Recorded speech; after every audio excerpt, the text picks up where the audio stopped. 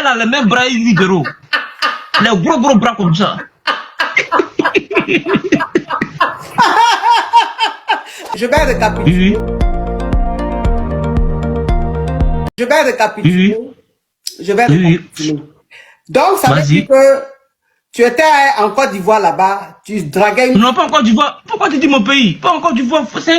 Si tu dis mon pays comme ça, va savoir. Elle est dans le live aussi. Elle te suit, ma coach. Ah. Hey. Bon, c'est qu'elle suit, tu étais en Afrique. Maintenant, tu draguais une fille. Et la fille que tu draguais là, elle dit, elle ne veut pas être avec toi parce que tu n'as rien.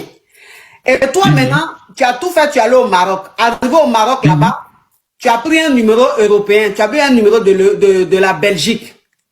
Et tu as commencé à écrire à la fille, tu as commencé à l'appeler, à commencer à l'écrire, et tu lui as dit que toi tu es en Belgique maintenant, que tu as grouillé, tu es passé par le Maroc, tu es venu en Europe, maintenant que tu es au Maroc, en Belgique. Donc quand la fille a su que tu es en Belgique, elle maintenant tous les jours, elle passe chez toi à la maison là-bas dans ta famille, elle fait le ménage, elle aide ta maman à faire. Elle pile foutou. Elle pile foutou. Il dit, elle se comporte donc, en bonne belle fille. Voilà, en belle fille. Tu as juste pris la puce de la Belgique, alors que tu n'es pas en Belgique, tu n'es pas en Europe.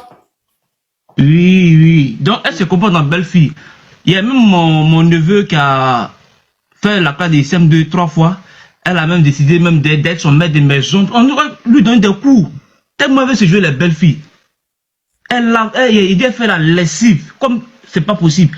Même quand mon papa, il s'ennuie pour jouer aux dames, elle joue dame, elle lui, tout ça là. Donc quoi? Donc, et la dernière fois, elle m'a appelé, on causait, mais elle entend souvent les voix arabes à côté de moi. Elle sait bien que je suis chrétien, donc il lui a dit, ah, moi, j'ai un des religions, hein, que ici, devenu truc. Donc, c'est un truc, ce genre. Maintenant, quand il appelle au pays, il demande à mes parents comment la fille se comporte. Il dit, ah, en tout cas, grâce à elle, tout va bien ici. Elle pile le foutu, mais il n'y a même pas boule dedans même. Il n'y a pas boule. Elle pile bien foutu là, c'est bien lisse. Donc, moi, en fait, ma conscience me gronde. C'est une petite fille, elle est innocente. Quand il la connaissait, elle n'était pas en forme. Mais à force de piler foutu là, si tu as vu ses bras, ses mêmes bras pour Yves Guéraud.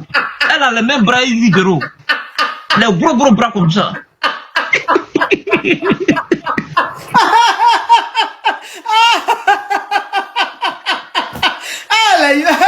Oh non, vraiment.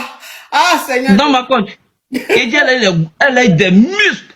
Je dis qu'en gros, à cause de piler foutu, elle a eu abdos. Il dit, ah, ça c'est pas mieux arrêter. Pour elle, si ça arrive devant là-bas, là, elle peut avoir mollet, hein.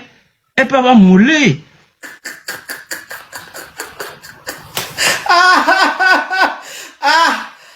Seigneur.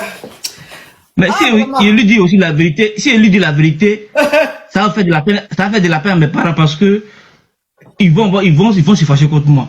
La fille aussi me fait de la peine. Pourquoi ils vont se fâcher? Mais c'est elle qui fait tout à la maison, elle prend soin d'eux. Et puis, mon neveu qui avait fait la classe de CM2 3 fois comme ça là, cette année-là, on a comme l'impression que ça va bien à l'école, comme elle le suit. En tout cas, il sait que cette année-là, il va avoir son entrée en 6e. Mais si jamais je dois lui dire, il y a attendre à ce que le petit ait son entrée en 6e d'avant avant de lui dire. Donc, il faut récapituler pour les caviars, pour les Yougos. Qui va récapituler? Qui n'a qu'à récapituler? Ah, ma coach. Tout ce temps, j'ai pris pour parler là, tu n'as pas récapitulé? Les caviars même ne veulent pas que je récapitule. Donc, ça ne sert à rien que je récapitule. C'est que tu as dit une fois là, on comprend déjà. Donc, pourquoi tu veux récapituler? Maintenant, moi, la conclusion, en fait, est-ce que c'est mieux que lui dise qu'il ne suis pas au Maroc, je ne suis pas en Belgique, je suis au Maroc, ou bien de laisser l'année prochaine où mon neveu va avoir l'entrée en 6e pour lui dire? En tout cas, toi-même, tu es Yougos. Elle-même, elle est Yougos. Ton histoire même est Yougos. Donc, restez dans votre Yougos City là-bas.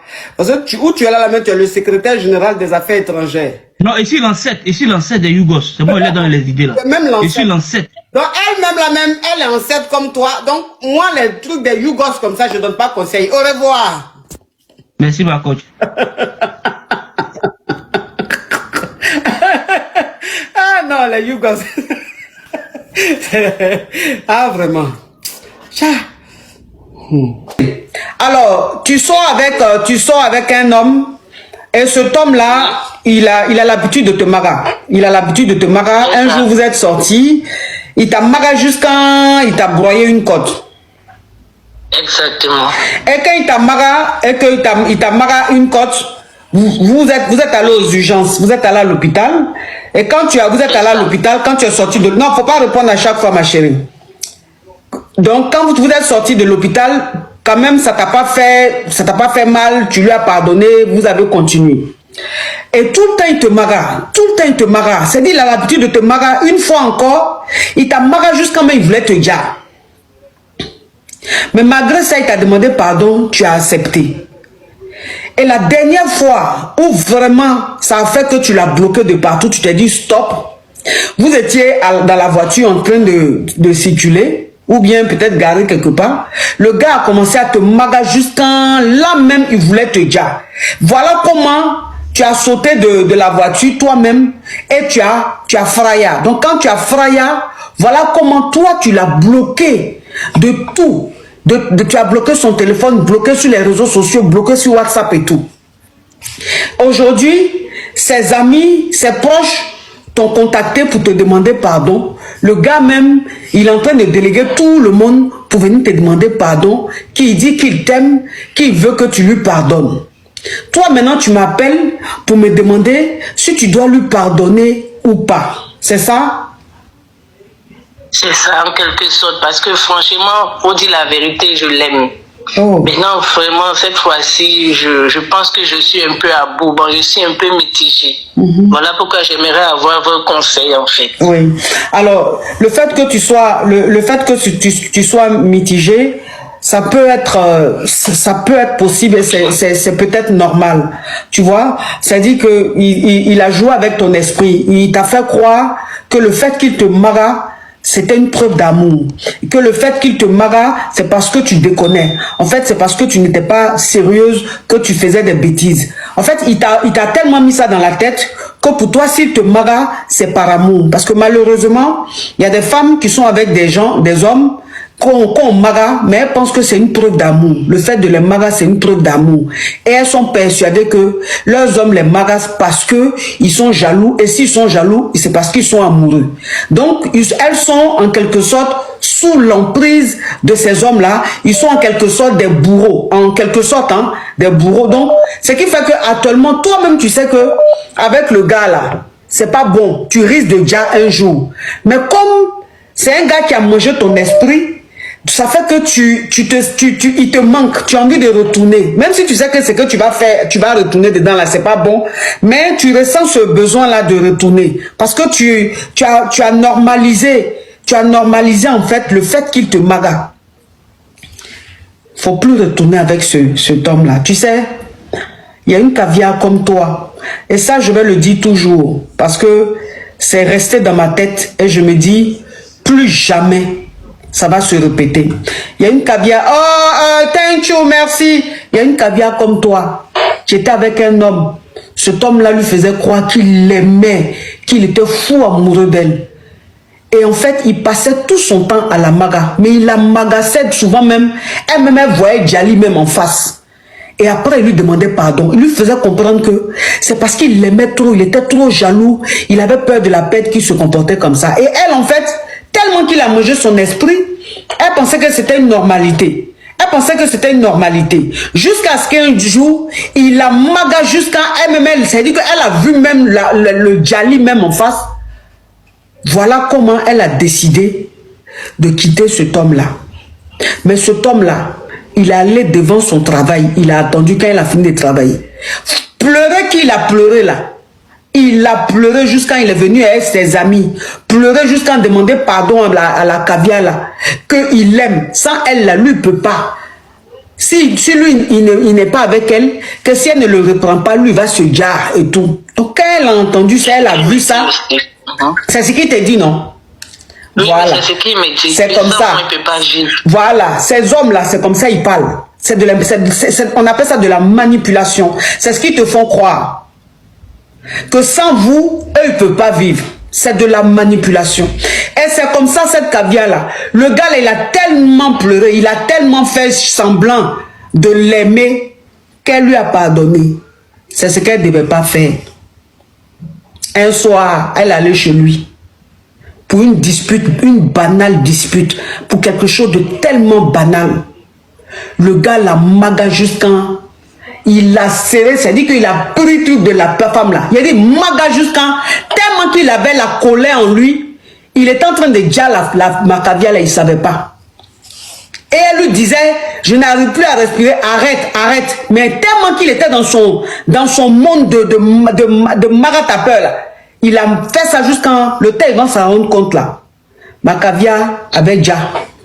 Le temps, il va emmener la go à l'hôpital là. Elle avait déjà. Tu comprends? Et elle aujourd'hui là, elle a déjà.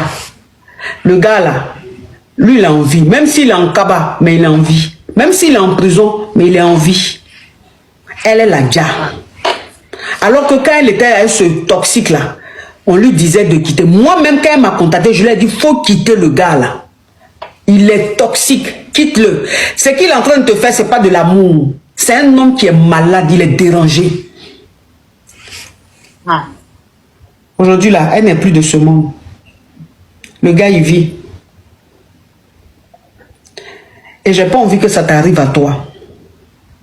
Si dans la voiture, tu as réussi à fuir, tu as réussi à partir, Dieu voulait te sauver. Tu sais, Dieu là, Dieu il nous aide, Dieu il nous vient en aide. Mais il ne peut pas tout faire. Parce qu'il n'y a pas que nous. Il n'y a pas que nous sur cette terre. On est des milliards d'êtres humains sur cette terre. Dieu s'occupe de tous les cas. Donc quand Dieu te privilégie, qu'à chaque fois il te vient en aide, il te sauve, il te donne une seconde chance, il ne va pas te sauver tout le temps. Au bout d'un moment, tu as un cerveau, il t'a donné un cerveau, c'est pour que tu finisses par comprendre. Mais quand tu ne comprends pas, Dieu te dit, bah écoute, moi, j'ai pas que ça à faire. Et c'est ce qui est en train de se passer. Dieu t'a sauvé. Si tu retournes à le gars là, quand il va te maga, tu vas déjà en même temps. Il ne faut même pas penser que là, Dieu va agir. Dieu ne va pas agir. Tu vas déjà. Il ne faut plus retourner avec ce gars là. Il t'a jamais aimé. C'est un homme, il t'a jamais aimé. C'est un homme, il est traumatisé. C'est-à-dire que depuis son enfance là, tout ce qu'il a vécu là, ça l'a rendu tellement vénère que peut-être qu'il reproduit ce que son papa faisait à sa maman. Tu comprends? C'est quelqu'un qui est dérangé. C'est quelqu'un qui a besoin d'un psy. C'est quelqu'un qui a besoin d'être suivi. Et donc, si lui-même, il ne se prend pas à charge pour être suivi par un psy, c'est pas sur toi, il va venir décharger son enfance difficile. Son traumatisme. Tu n'es pas son tam-tam. Tu es enfant de quelqu'un. Ta maman t'a mis au monde là. Quand elle allait à l'hôpital, et puis on lui a dit qu'elle était enceinte de toi, on lui a dit c'est une fille là. La joie qui a animé ta maman là, tu ne peux pas savoir. La joie qui a animé ta maman parce qu'elle attendait une fille là, tu ne peux pas savoir. Et donc cette fille là, qu'elle a tant voulu avoir, aujourd'hui elle est grande, elle va se laisser maga par un va-nu-pied, un carabin criquet qui lui a la haine de la femme. Qui déteste la femme, c'est-à-dire n'importe quelle femme il déteste, toi tu vas aller, il va déjà, l'enfant que ta maman a désiré juste quand tu es là aujourd'hui, tu viens, elle est contente, elle est fière là, tu vas aller te faire déjà payer un banupier. Moi je fais tout pour ma maman. Tu fais tout pour ta maman et tu peux un carabe comme ça, va te dire jusqu'à, il va te marier jusqu'à, il va te dire, tu as pensé à ta maman? Tu as pensé à la souffrance de ta maman si le gars là il te dit un jour, est-ce que ta maman pourra vivre? Est-ce qu'elle pourra supporter ça, ma chérie? Quand vous êtes dans votre amour là, pensez à vos parents. Hein. Pensez au sacrifice de vos parents. Pensez à la souffrance de vos mères. Il ne faut plus jamais. Déjà, même si ses proches t'appellent, si tes proches même t'appellent, tu les bloques. Tous les numéros qui vont t'appeler, qui concernent ce gars-là, tu bloques tous ces numéros-là. S'il faut même, tu changes de numéro de téléphone. Plus jamais je veux que tu entendes parler de cet homme. C'est le seul ennemi que tu as sur cette terre. Tu as compris? J'ai compris. Ok, tu passes à autre chose. Merci. Que Dieu nous garde. Merci. Dieu n'a qu'à te garder surtout toi. Au revoir. Merci beaucoup. Merci. Okay.